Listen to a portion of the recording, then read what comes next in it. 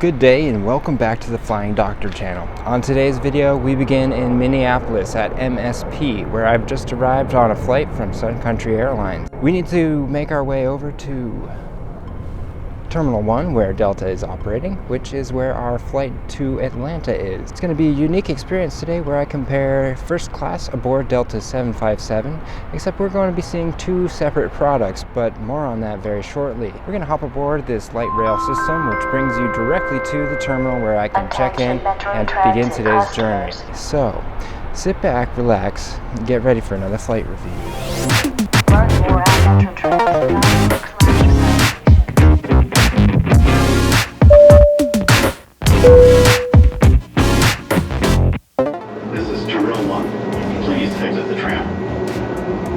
If you've made some odd arrangements similar to mine that require you to transfer from Terminal 2 to 1, follow the signage to the free tram that connects each terminal. After walking through the tram doors into Terminal 1, turn right to make your way to ticketing.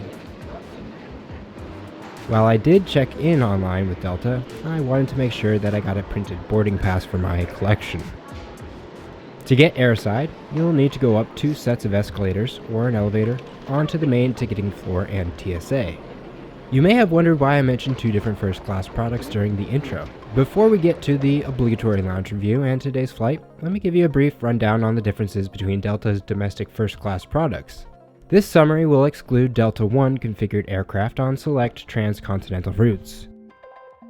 As a first-class passenger, you'll receive Sky Priority Service, which offers accelerated check-in, boarding, and baggage handling. Once on board, Domestic First is configured in a 2-2 layout on narrow-body aircraft with up to 8 additional inches of legroom compared to main cabin seating. The seats also provide for almost 5.5 inches of extra recline, and many seatback screens are larger than those in economy. Individual power outlets are available at each seat, and a dedicated flight attendant for the first-class cabin ensures a much more personal touch to service.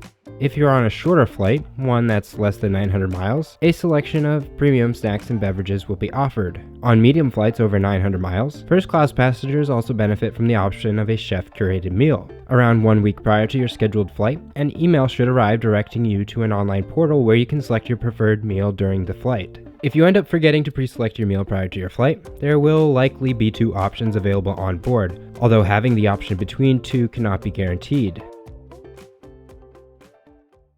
Today's obligatory lounge visit occurs in the Delta Sky Club, cornered between concourses F and G near the MSP Mall. After checking in, bathrooms are immediately to your right. My primary objective after entering was to find a seat somewhere private and quiet, which turned out to be all the way in the back. The lounge is on 2 levels, with the bulk of the more lounge-styled seating on the lower portion and bar-styled seating on the upper. Like other Sky Clubs, there is a selection of magazines available to keep your mind engaged during your layover. The bathroom was modern and clean, smelled fresh, and was stocked with the traditional Grown Alchemist amenities. Prior to finding a snack, I had to wash my hands. Food options tonight included 2 different soups: charcuterie, hummus and pita, za'atar chicken, roasted broccoli, fingerling potatoes, some fresh veggies, and a selection of desserts. Overall, my experience at this Sky Club was good, and I'll likely visit in the future.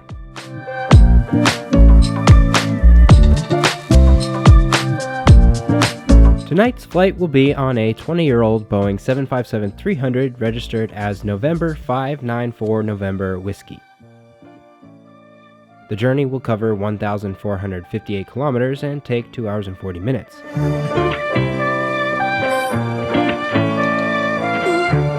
We now welcome our first class passengers for Atlanta to board out of gate G3, first class. Welcome.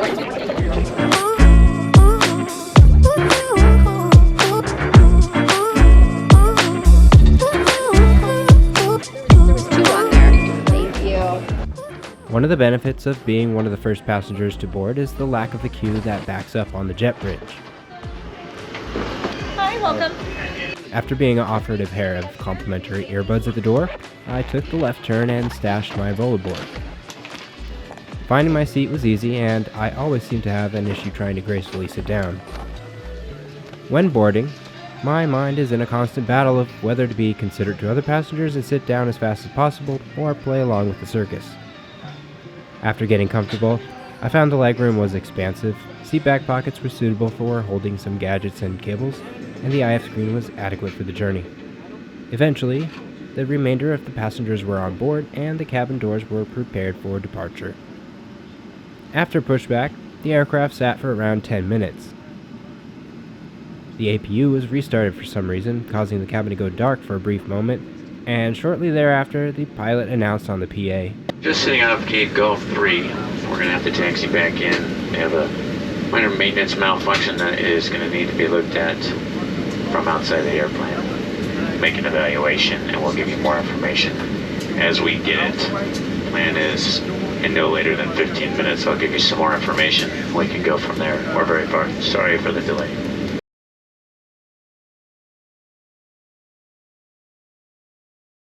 Well, we are not in Atlanta and we are not in Baltimore. Turns out there was a hydraulic fault in the Boeing 757 and that was not going to be able to be repaired before I could make my connecting flight in Atlanta. So, we are in the Embassy Suites right next to the Minneapolis International Airport where I will be staying overnight. Compliments of Delta, thank you for accommodating me. And tomorrow morning we'll be up before the sunrise trying to catch my flight to Atlanta where I will again try and connect to Baltimore. Hopefully I'll be able to share with you the same exact experience I had planned on sharing with you this evening. But until then, I'm going to get some sleep and hopefully tomorrow's a better day.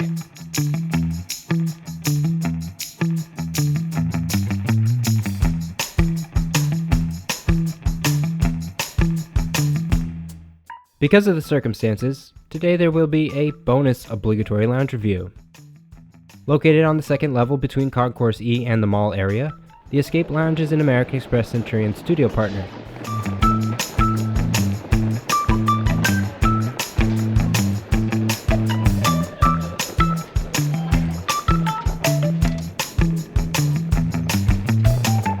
Regardless of the airline you are flying with or the status you hold, the Escape Lounges can be accessed using the American Express Platinum and Delta SkyMiles Reserve card.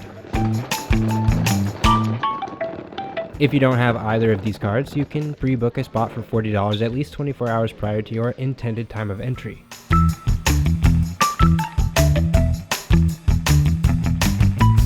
Amenities at the lounge include a variety of seating options for those traveling alone or in a group, fast private Wi-Fi, print, scan, and copy services, charging ports accessible at every seat, a fully stocked bar, and of course food. Food options at the lounge this morning included apple bread pudding, spinach egg bites, muffins, fresh fruit, yogurt, hard-boiled eggs, and oatmeal. I was one of the first to enter this morning, so availability wasn't an issue.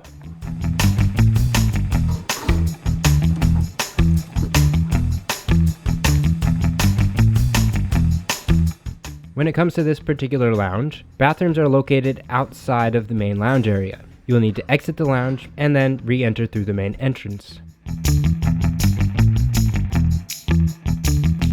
Back at the same gate I was at last night, I checked the status of last night's flight and saw they landed just after midnight, almost 3 hours late. This morning's new aircraft is a 33-year-old Boeing 757-200 that has flown with Delta for its entire life. Scheduled flight time and distance are identical to last night's anticipated flight, so a meal service will be offered, although I didn't have the chance to pre-select my meal because of the circumstances. Unfortunately, because I had to pick new flights, I was unable to grab a window seat and wound up in seat 1 Bravo at the bulkhead. I got a few good looks inside the cockpit before the door was closed, but besides that, I didn't get to see much outside during the journey. The bulkhead offers slightly more legroom than other first-class seats. Once in the air, the meal service began and I was given a choice between blueberry French toast, a charcuterie plate, or a breakfast sandwich, which is what I selected. After the table was set, the sun began to light the sky with brilliant reds and oranges, which coincided nicely as the cabin filled with the smell of croissants warming in the oven. The meal was nice, although I kind of wish I went for the French toast. After finishing my meal, I checked out the forward lab and was happy to see Grown Alchemist soap and lotion, as well as a refurbished vanity area fitted with Viv LED lights.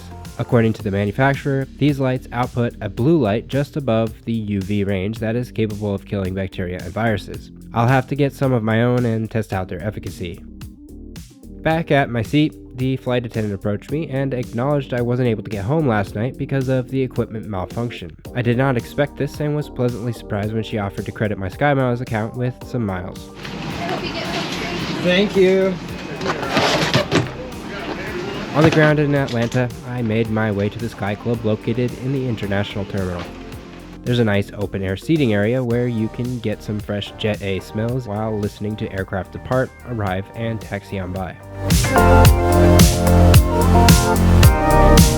At the gate waiting to take me up to Baltimore was a 20-year-old Boeing 757-200 registered November 820 Delta X-ray. It's a quick flight north running around an hour and a half and covering a distance of 928 kilometers. Because the flight is below the 900-mile cutoff, meal services were not provided or available, and first-class passengers can expect a selection of premium snacks. I had the same exact seat on this aircraft, so sights were limited to the cockpit before departure. Because there wasn't a whole lot to film, let's check out the in-flight Wi-Fi. I've had pretty good experience in the last year on Delta. My connection has always been stable, it's fast enough to stream video content, and it's relatively easy to connect and free. Unfortunately, today seems to be the day that I have the most difficult time simply surfing the web.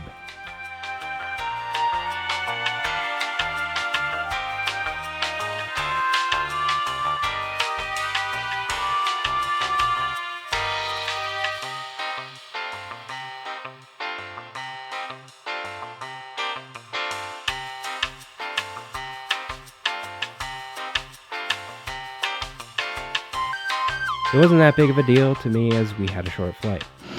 Welcome to Baltimore, where the local time is 12:36 p.m. We ask that you please stay seated with your seatbelt. After touchdown, we taxied to the gate, and while I wasn't able to showcase as in-depth a product comparison I intended to, I can confidently say that if you're going to pay the extra money for first class with Delta, try and make sure that if your journey requires a connecting flight, at least one of your legs is over 900 miles.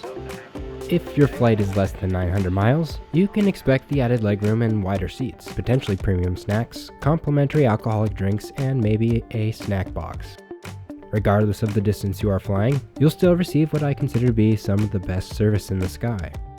If you've had an opportunity to fly with domestic first, let me know how your experience was compared to mine in the comments below. Until next time, thanks for watching. See ya!